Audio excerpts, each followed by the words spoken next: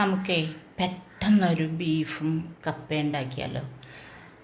ഇപ്പോൾ പണ്ടൊക്കെ എങ്ങനെയായിരുന്നു, പെട്ടെന്ന് എല്ലാ മസാലയും ചേർത്ത് അങ്ങ് വേവിച്ചെടുത്തു, കറി റെഡിയായി. ഇപ്പോൾ അത് വേറെ വേവിച്ചു, വേറെ വഴറ്റി, അങ്ങനെയൊക്കെയാണല്ലേ. ഇപ്പോൾ അതില്ലാതെ നമുക്ക് നോക്കാതെ ഉണ്ടാക്കിയിട്ട് ടേസ്റ്റ് ഉണ്ടോയെന്ന്.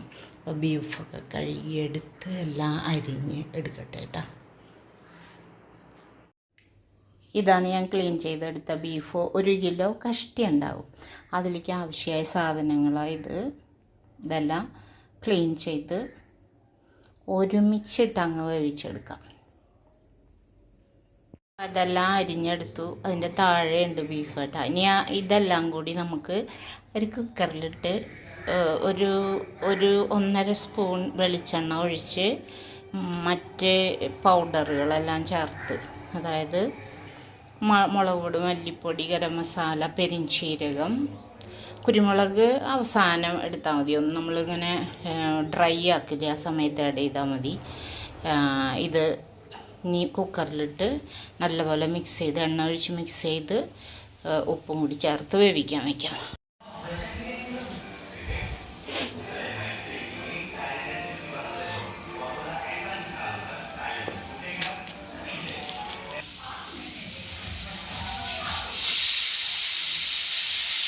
ക്ലീൻ ചെയ്തെടുക്കാം. അപ്പം ഇതാ കപ്പ ഗ്യാസിൽ കയറ്റി, നല്ല നൂറുള്ള കപ്പയാണെന്ന് തോന്നണം. അഥവാ വെവ്വണില്ലെങ്കിൽ വെള്ളം ഊറ്റിക്കളഞ്ഞ് കുക്കറിലിട്ട് അടിച്ചെടുക്കാം. കുക്കർ തുറക്കാം. ഉണ്ടോ? ഇനി ഇതിലാവശ്യം എന്തെങ്കിലും പൊടികൾ വേണമെങ്കിൽ മാത്രം ചേർത്താൽ മതി. ഉപ്പും പിന്നെ വേണമെങ്കിൽ കുറച്ച് നാരങ്ങ നീര്, മല്ലിയില അങ്ങനെയൊക്കെ ചേർത്ത് നമ്മുടെ ടേസ്റ്റിനനുസരിച്ച് ചെയ്യുക. ഇപ്പോഴേ കണ്ടില്ലേ, ചാറൊന്ന് വറ്റിച്ചെടുക്കാം. കപ്പയാകുന്നു.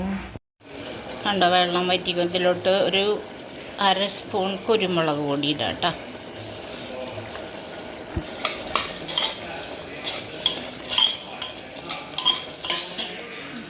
കണ്ടോ, കപ്പ തിളച്ചു.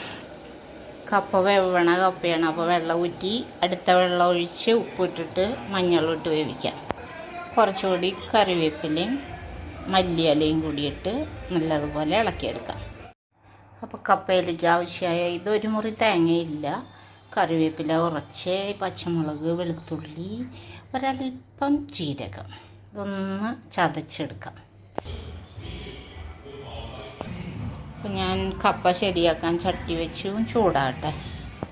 എണ്ണ നല്ലതുപോലെ ചൂടായി. കടുകിടാം, മുളകിടാം, കുറച്ച് കറിവേപ്പില ഇടാം, നമ്മൾ അരച്ച് വെച്ച അരപ്പ് നല്ലതുപോലെ ഇളക്കി കപ്പ ഇട്ട് കൊടുക്കാം.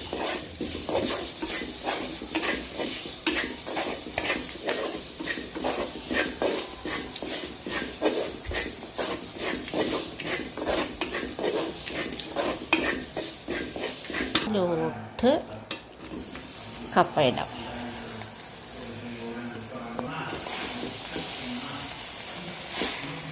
ബീഫ് ഞാനൊരു ചട്ടിയിലോട്ട് മാറ്റി. കണ്ടോ,